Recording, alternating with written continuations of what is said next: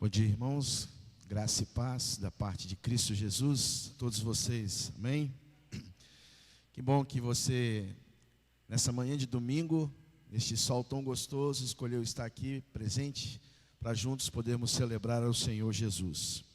Vamos orar, mais uma vez? Gosto muito de orar, porque eu entendo que tudo tem que ser conduzido pelo Senhor. Acabamos de ouvir uma mensagem musical que nos faz questionar, quem sou eu? O que eu sou, o que eu faço, vem tudo das mãos do Senhor. E eu gosto também de pensar que o que eu sou hoje e o que eu consigo fazer hoje é porque somos todos nós, a igreja, a comunidade do Senhor. Vamos orar. Pai, muito obrigado por esse tempo que nós podemos estar aqui reunidos para louvar o Teu nome, para dizer que queremos um coração igual ao Teu, para podermos reforçar a ideia da nossa aliança uns com os outros e também com o Senhor, principalmente. Muito obrigado, ó Pai, porque mesmo nós não sendo ninguém, nada, o Senhor se importa conosco.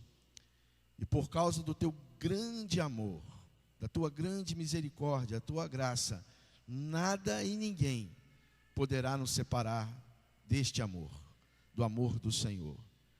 Peço a Tua bênção sobre a vida desta igreja, sobre cada pessoa aqui, cada jovem, cada adolescente, junior, criança, casal, adulto, que o Senhor esteja abençoando cada um, porque nós sabemos que o Senhor é um Deus pessoal e se relaciona conosco de maneira muito especial.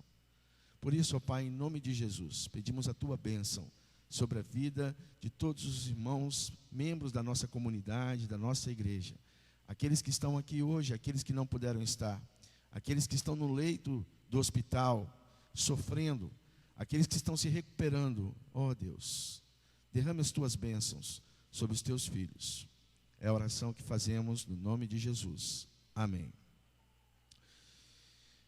Queridos, nós estamos vivendo um tempo na nossa igreja que denominamos assim o nosso momento de missões nacionais, que normalmente pelo calendário da nossa denominação nós comemoraríamos no mês de setembro, mas estamos fazendo um ajuste e estamos celebrando este tempo neste mês de outubro. Tivemos já aqui na semana passada, conforme informações, o pessoal da Cristolândia, a abertura deste momento missionário. E hoje eu gostaria de pensar com vocês exatamente sobre isso. O que é ser uma igreja missionária? Eu estou com uma camisa aqui, chamada Musicionário.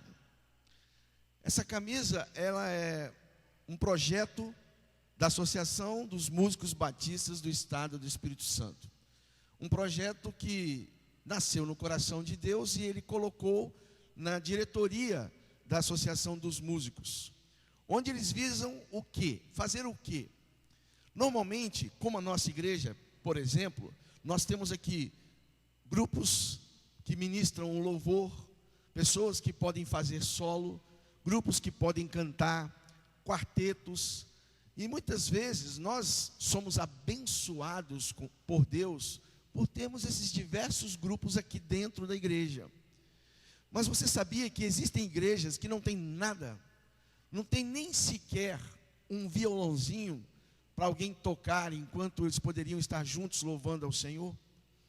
Eu estive numa frente missionária ali em Soretama, junto com o pastor Rosevan. E quando nós chegamos lá, era uma casinha simples, tinham 6 pessoas, 7 pessoas, 3 crianças, 10 pessoas, né? 7 adultos, 3 crianças, estavam ali. E era um momento de culto deles. Se o pastor Rosevan não tivesse levado o violão dele, nós estaríamos apenas cantando a capela.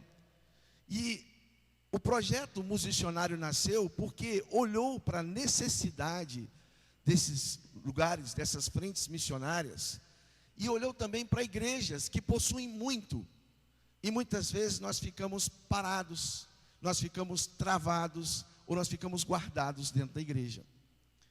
Então o objetivo do projeto é, se aquele grupo de louvor, de adoração, não está atuando no domingo na igreja, ele poder ir e servir em outra igreja, num final de semana especial para aquela igreja. Pode ser um momento de aniversário, pode ser um culto ou uma semana evangelística. O objetivo é pegar os músicos que são abençoadores aqui na nossa igreja, fora da escala deles, e enviar para outras igrejas, para outras comunidades, para abençoar, para ajudar. Eu entendo, meus queridos irmãos, pela palavra de Deus, e ainda vou pregar sobre isso, especificamente sobre Mateus 16, falando sobre a igreja de Jesus. Eu entendo que quem edifica a igreja é Jesus. Mas eu fico me perguntando, será que por conta de um ativismo generalizado, por conta de muitas vezes nós estarmos preocupados em cumprir rituais, nós não temos atrapalhado a expansão deste evangelho? Nós não temos atrapalhado muitas vezes o próprio Senhor Jesus edificar a sua igreja? Eu gostaria de ler para vocês um texto de Atos capítulo 13, versículos de 1 a 3. Pode abrir na sua Bíblia aí, Atos 13, de 1 a 3. Se você tem um smartphone, pode usar o seu smartphone, mas aí eu vou pedir o seguinte: depois que você usar o seu smartphone para ler a Bíblia, não vai no WhatsApp, não vai para o Facebook, preste atenção naquilo que o Senhor tem para falar para você nesta manhã. Atos 13, de 1 a 3, diz assim, na versão NVI: Na igreja de Antioquia havia profetas e mestres: Barnabé, Simeão, chamado Níger, Lúcio de Cirene, Manaém, que fora criado como Herodes, o tetrarca, e Saulo. Enquanto adoravam ao Senhor e jejuavam, disse o Espírito Santo: Separem-me Barnabé e Saulo para a obra que os tenho chamado. Assim, depois de orar e jejuar, impuseram-lhes as mãos e os enviaram. Quero pensar com vocês, para nós podermos olhar para a realidade desta igreja, a igreja de Antioquia. E eu posso dizer para vocês que a igreja de Antioquia era uma igreja missionária. Antioquia da Síria, porque existiam outras Antioquias naquela época, era uma igreja conhecida também como Antioquia de Orontes, e ela se situava próximo a Jerusalém. Tinha mais ou menos uma distância, próximo em termos, 400 a 500 quilômetros de distância. No entanto, era uma cidade populosa, 500 mil habitantes. Tenta imaginar isso, gente, 500 mil habitantes naquela cidade. Eu fico impressionado, por exemplo, no bairro onde eu moro, ali em Jardim Camburi, onde Samuel e a Dalila também moram. Só naquele bairro tem 60 mil habitantes. E aí, olhando para a história, pesquisando um pouquinho sobre Antioquia, fiz essa descoberta há cerca de 500 mil habitantes. E ela gozava de uma posição estratégica muito favorável, porque ela se localizava entre a divisa de dois mundos culturais, tanto o mundo grego, por causa da cultura helênica, por causa de Alexandre o Grande, que se espalhou, quanto também o mundo semita, dos árabes. E aí nós entendemos também que encontra-se os judeus. O autor de Atos dos Apóstolos, ou o historiador que atribui-se a Lucas, o evangelista, Lucas, ele na Bíblia, ele mostra como a comunidade cristã de Antioquia começou. E essa comunidade, ela começou justamente por um momento difícil que aconteceu em Jerusalém. Olha a situação. Jesus ressuscitou, Jesus se encontrou com seus discípulos, Jesus instruiu os seus discípulos, Jesus disse que enviaria o Espírito Santo, e aí depois Jesus voltou aos céus. E os discípulos, eles ficaram meio que acomodados naquela situação. Bom, Jesus foi para o céu, nós estamos aqui, vamos aguardar a vinda do Espírito Santo de Deus e vamos continuar aqui na nossa comunidade, fechadinho, naquela reunião talvez de 120 pessoas, naquele lugar que eles escolheram para encontrar, para estudar a palavra de Deus. Só que o Senhor usou um momento delicado, complicado na cidade, na vida daquele povo, e fez com que eles acordassem para uma realidade. Começou então a haver uma perseguição, especialmente aqueles que eram chamados do caminho, aqueles que eram cristãos. Por causa dessa perseguição em Jerusalém, muitos saíram da cidade e foram para outras cidades. E a comunidade de Antioquia, ela se formou exatamente baseado nesses cristãos que saíram de Jerusalém, estavam em Antioquia, como também cristãos vindos de Chipre e de Cirene. Eles estavam ali. E por conta disso, desta perseguição, formou aquela igreja. E eles começaram então a ser uma igreja que começou a olhar para fora, e não somente olhar para as mazelas ou para os problemas, para as dificuldades que estavam dentro da sua comunidade. Meus irmãos, eu quero levantar com vocês nessa manhã alguns aspectos característicos da igreja de Antioquia. Eu já ia falar igreja batista de Antioquia, mas da igreja de Antioquia, que eu entendo que são características importantes, imprescindíveis, para sermos uma igreja saudável e também uma igreja missionária. Precisamos entender que missões devem acontecer na igreja não somente nos meses das campanhas, de missões mundiais, de missões estaduais e de missões nacionais. Missões, ou a propagação do evangelho que cura, liberta, salva e transforma, deve ser algo constante na vida da igreja, do povo de Deus. Nós podemos fazer missões em outros estados? Podemos. Nós podemos fazer missões em outros países? Podemos e devemos. Mas nós também podemos fazer missões ao nosso redor, na nossa comunidade, para aquelas pessoas que precisam conhecer a graça e o amor de Cristo. Eu acredito que eu já tenha falado para vocês, e só para enfatizar, eu ouvi a respeito de uma pesquisa que foi feita, que nós temos no mundo 7 bilhões de habitantes, em termos médios, 7 bilhões de habitantes, de cristãos, juntando todas as denominações, juntando todos aqueles que realmente seguem a Cristo, ou dizem seguir a Cristo, a estatística nos aponta cerca de 2 bilhões. Somos em 7 bilhões habitando no mundo, e 2 bilhões são cristãos. Aí vai a minha pergunta: para onde esses 5 bilhões estão indo? Para onde eles estão indo?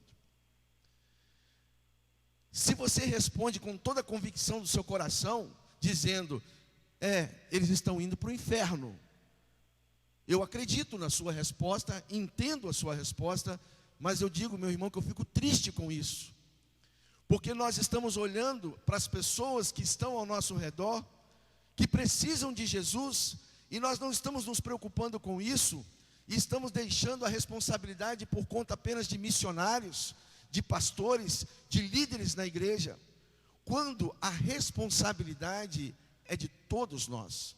O Robertson falou aqui na frente o texto de Marcos, ide pregai o evangelho.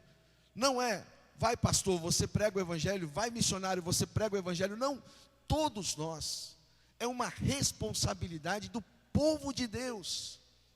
Irmãos, se nós não acordarmos, se nós não buscarmos o Senhor com todo o nosso coração, com toda a nossa alma, com todo o nosso entendimento, e se nós não fizermos missões em todos os lugares, 5 bilhões de pessoas vão para o inferno, e nós vamos ficar acomodados a isso?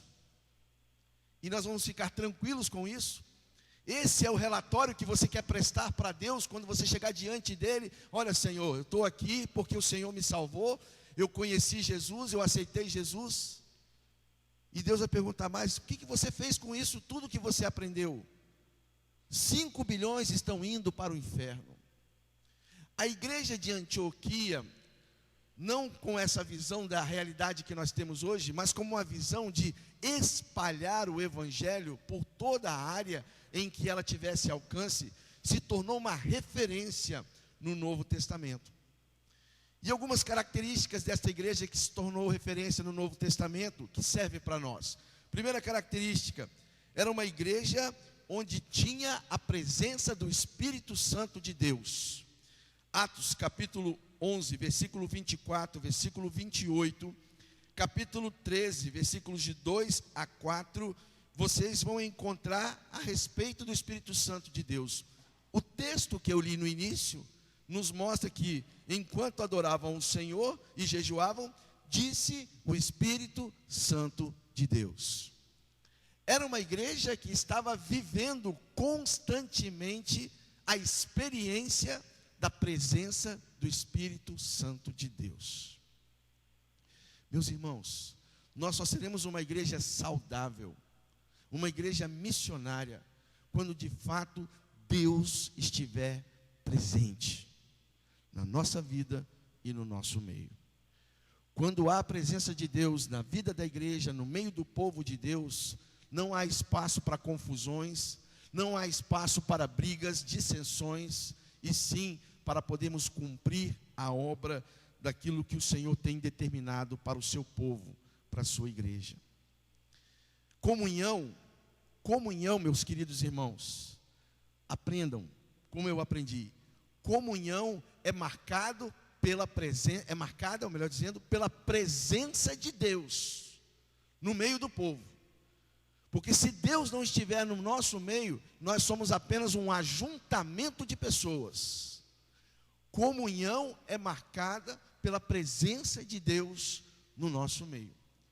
A igreja de Antioquia era uma igreja que vivia a presença do Espírito Santo de Deus em tudo. No texto que eu li para vocês, eles estavam adorando ao Senhor, eles estavam jejuando, e foi nesse momento de culto, de dedicação ao Senhor, que o Espírito se manifestou e disse: olha, separem Paulo e Barnabé, que eles têm uma obra que eu tenho determinado para eles. Em Atos capítulo 11, versículo 28, um dos membros da igreja, chamado Ágabo, a Bíblia diz assim, um deles, Ágabo, levantou-se e pelo Espírito Santo disse. O Espírito do Senhor estava presente na vida daquela igreja. Meus irmãos, eu creio que quando nós aceitamos Jesus, nos convertemos, nos arrependemos dos nossos pecados e nos convertemos ao Senhor Jesus, o Espírito Santo de Deus passa a habitar em nossa vida, em nosso coração. E aí, a lógica dedutiva, se a gente pode dizer assim, é que se eu tenho o Espírito Santo de Deus habitando em mim, se você tem o Espírito Santo de Deus habitando em você, quando nós estamos reunidos, há então a manifestação da presença do Espírito Santo de Deus. Agora a minha pergunta, de fato, nós estamos deixando o Espírito Santo de Deus habitar em nossos corações? Nós temos buscado ao Senhor, nós temos buscado saber a vontade de Deus, experimentar a vontade de Deus, nós temos nos deixado levar pela ação do Espírito Santo. Tudo que nós fazemos, nós buscamos, antes de fazer qualquer coisa, nós buscamos orar, pedir ao Senhor que nos dê orientação, que o Espírito nos dê discernimento para as decisões que precisamos tomar. Muitas vezes, meus queridos irmãos, nós tomamos decisões tipicamente humanas dentro da igreja, e nós inibimos, ou nós colocamos de lado a presença do Espírito Santo, que deveria estar interagindo no nosso meio, para que nós pudéssemos tomar decisões. Uma igreja saudável, uma igreja missionária, é uma igreja que em todas as suas ações, nas suas palavras e também na vida das pessoas, há a manifestação do Espírito Santo de Deus. Houve um tempo em que nós observamos que as pessoas estavam mais preocupadas com os dons do Espírito Santo. Dons de profecia, dom de cura, dons de línguas e tudo mais. houve até confusão. Nós, batistas, já fomos chamados de pessoas que não tinham o Espírito Santo. Por quê? Porque alguns grupos achavam que se não houvesse manifestação, por exemplo, de eu falar em línguas, de eu ser batizado pelo Espírito Santo e manifestar isso através da fala em línguas, isso não era de Deus. A preocupação da maioria das pessoas no passado era com a questão dos dons espirituais. Mas eu entendi e enxerguei na palavra de Deus, os dons espirituais são dádivas de Deus que Ele dá para os seus servos, e Ele dá de acordo com a sua vontade. Ele vai dar para um tipo, para outro tipo. Não existe pessoa que tenha todos os dons espirituais, e não existe um cristão que não tenha pelo menos um dom espiritual. Mas isso é uma dádiva de Deus. Agora, viver no Espírito, experimentar o Espírito Santo de Deus na vida da igreja todos os dias, é você viver o fruto do Espírito. E qual é o fruto do Espírito? Começa com amor. Amor, bondade, longanimidade, humildade, mansidão, domínio próprio. Alguns frutos que nós encontramos, ou características do fruto do Espírito que nós encontramos na palavra de Deus. E eu entendo que a igreja saudável, a igreja missionária que vive o Espírito Santo, tem que viver o fruto do Espírito, e não ficar discutindo sobre os dons do Espírito. Aceitar aquilo que Deus vai te dar como dom do Espírito, mas viver o fruto do Espírito. Era isso que acontecia na igreja de Antioquia. Uma outra coisa, uma outra característica, era uma igreja que tinha um compromisso com a pregação e o ensino da palavra. Atos, capítulo 11, 19 e 20 mostra isso, e capítulo 13, de 1 a 5 também mostra isso. A palavra de Deus, pelo ensino, pregação, ocupava o lugar central na vida da igreja.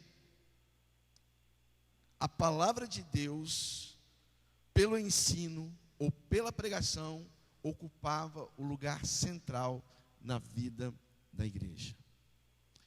Meus queridos irmãos, eu não consigo entender, e se alguém um dia puder me explicar, eu gostaria de ouvir a sua argumentação, a sua explicação.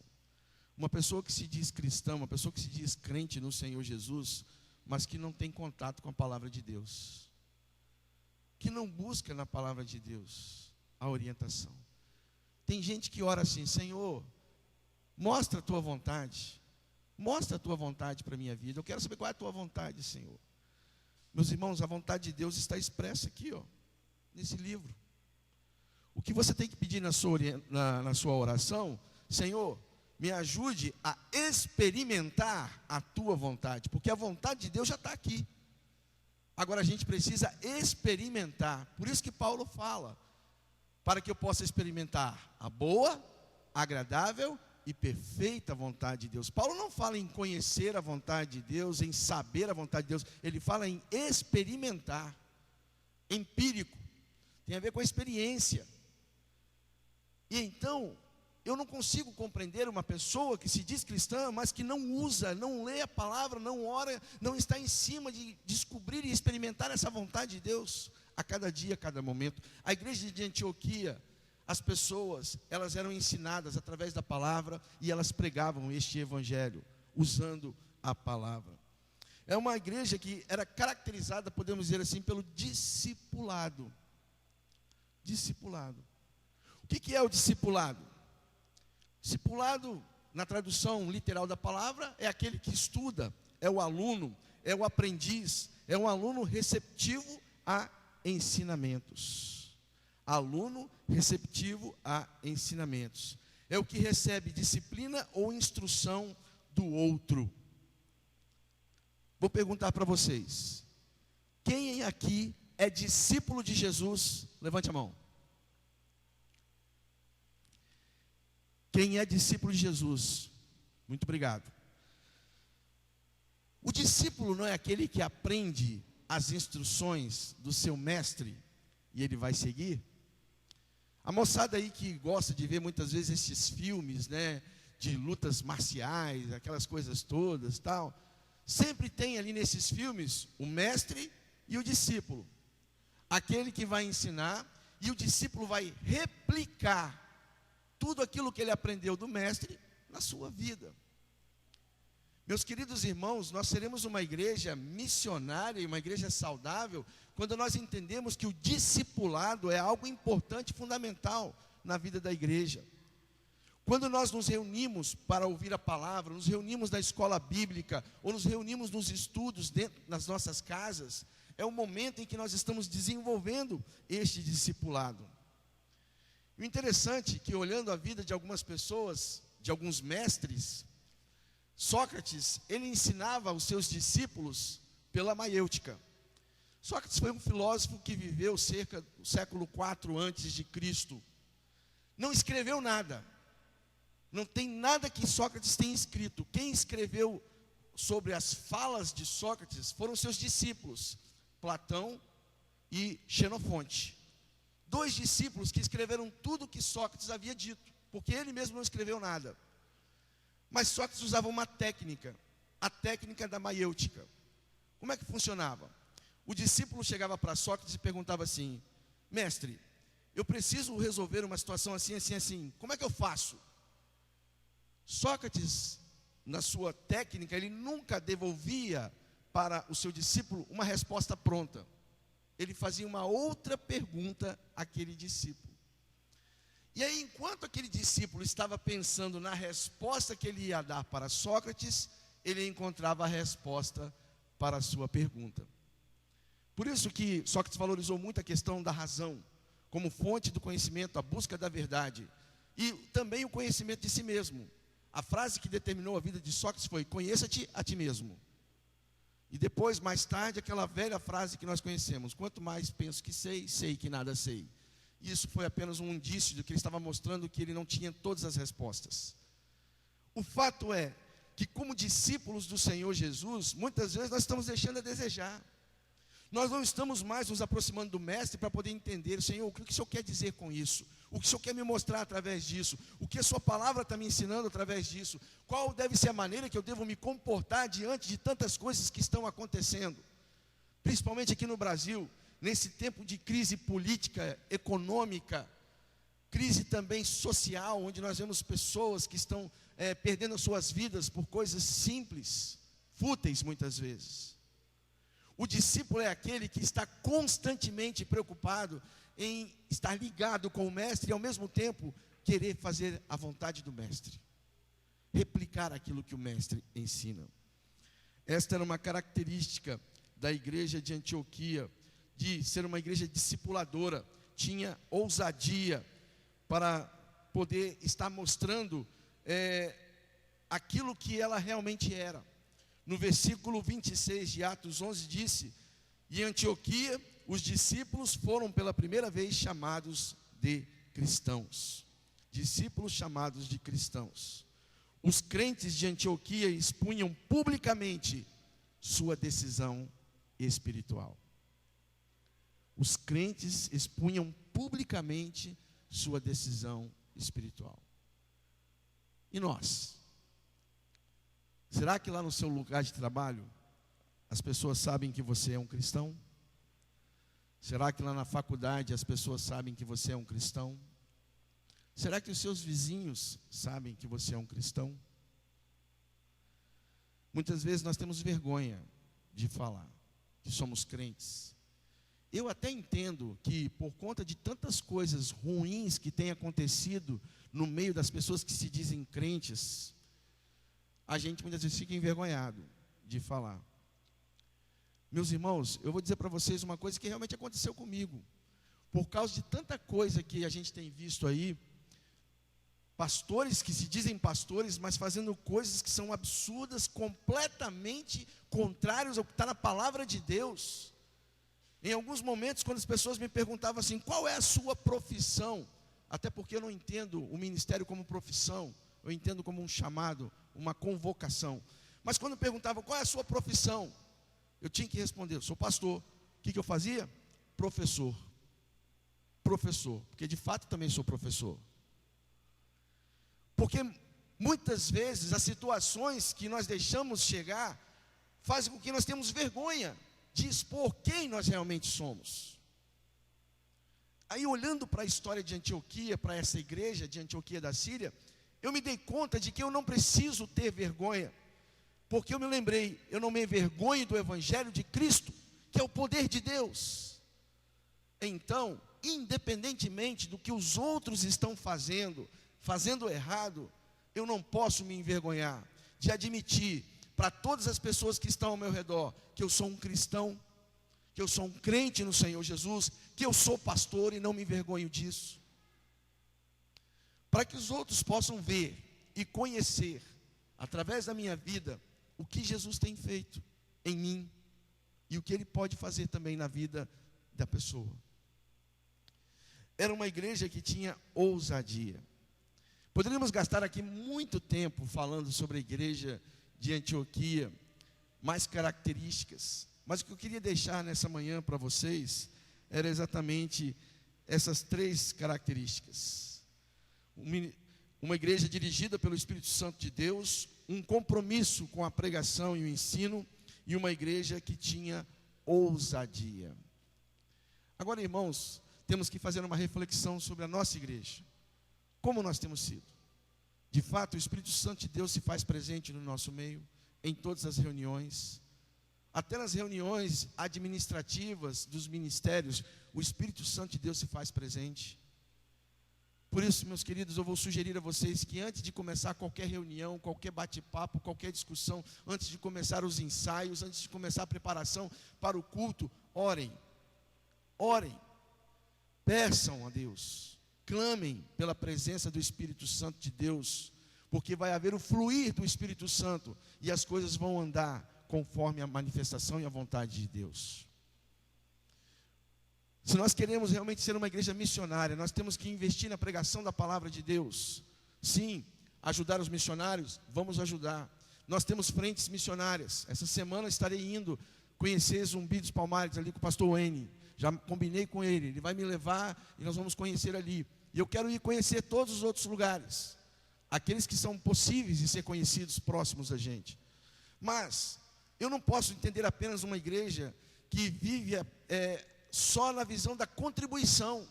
Vamos entregar. Nós temos que participar mais do processo missionário. Nós temos que participar mais da vida do missionário, das vidas onde ele está trabalhando. Precisamos participar mais. Precisamos discipular. Precisamos pregar. E precisamos ser ousados. Precisamos ser ousados. Eu aprendi, queridos, que uma igreja missionária é uma igreja abençoada pelo Senhor. Eu aprendi que uma igreja missionária é uma igreja que não vai ter falta, porque os seus membros são pessoas fiéis, comprometidas com o Senhor, amam missões, e aí nós vamos ter os recursos necessários para gerir as coisas da igreja, mas também para enviar os missionários, para sustentar os missionários. Precisamos ter apenas o discernimento daquilo que o Senhor quer que nós venhamos fazer como igreja, e olharmos para os campos com amor, investir o amor na vida dos nossos missionários e na vida também das pessoas que estão sendo alcançadas pelo Evangelho. A igreja de Antioquia, ela crescia. Atos capítulo 11, último texto que vou ler para vocês, 19 a 21, diz assim: os que tinham sido dispersos por causa da perseguição desencadeada com a morte de Estevão, chegaram até a Fenícia, Chipre e Antioquia, anunciando a mensagem apenas aos judeus. Alguns deles, todavia, cipriotas e sirineus, foram a Antioquia e começaram a falar também aos gregos, contando-lhes as boas novas a respeito do Senhor Jesus. Olha o que o texto diz no final: a mão do Senhor estava com eles, e muitos creram e se converteram ao Senhor. Uma igreja saudável é uma igreja missionária. Uma igreja missionária é uma igreja saudável.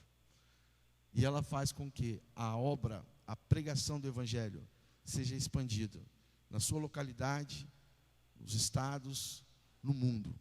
Porque ela entende que deve ir por todo mundo e pregar o Evangelho a toda criatura. Que Deus nos abençoe. E que nesse mês, em que nós estamos dando foco a missões nacionais, você possa ter um coração missionário. Contribuir para que outras pessoas com o sustento que nós vamos enviar para o missionário, ele possa ter forças para anunciar esse evangelho que cura, salva, liberta e transforma vidas. Amém? Vamos orar mais uma vez?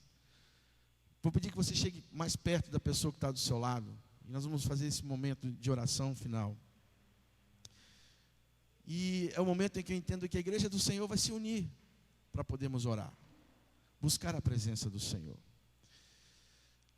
Santo Deus, amado Pai, o Senhor que nos ama profundamente e nos enviou Jesus Cristo para podermos encontrar a libertação, a liberdade e também encontrarmos a salvação em Cristo Jesus. Ó Deus, em nome de Jesus, eu quero pedir ao Senhor que o Senhor nos dê um coração missionário, um coração que nós tenhamos a mesma disposição, a mesma alegria, o mesmo desprendimento da igreja de Antioquia da Síria, que tem um registro na Tua Palavra como uma igreja missionária, que nós tenhamos, ó Pai, as características positivas desta igreja na nossa igreja, nas nossas vidas, que cada um de nós aqui, Senhor, possamos ser um missionário em potencial, aonde nós estivermos, que nós possamos falar de Cristo, proclamar Jesus, que nós possamos discipular as pessoas,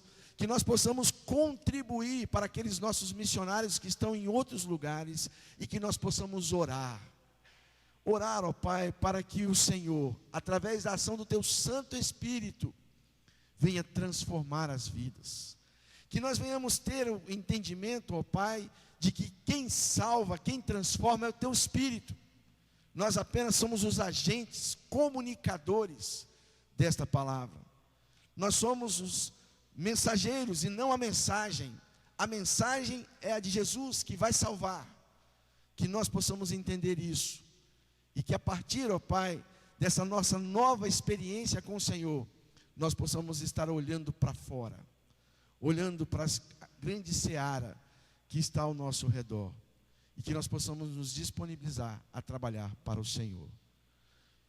Que o amor de Deus, o nosso Pai, a graça salvadora, libertadora de Jesus Cristo, o Filho, e a comunhão do Santo Espírito de Deus, esteja com todo este povo, toda esta igreja, desde agora e para sempre. Amém. Amém.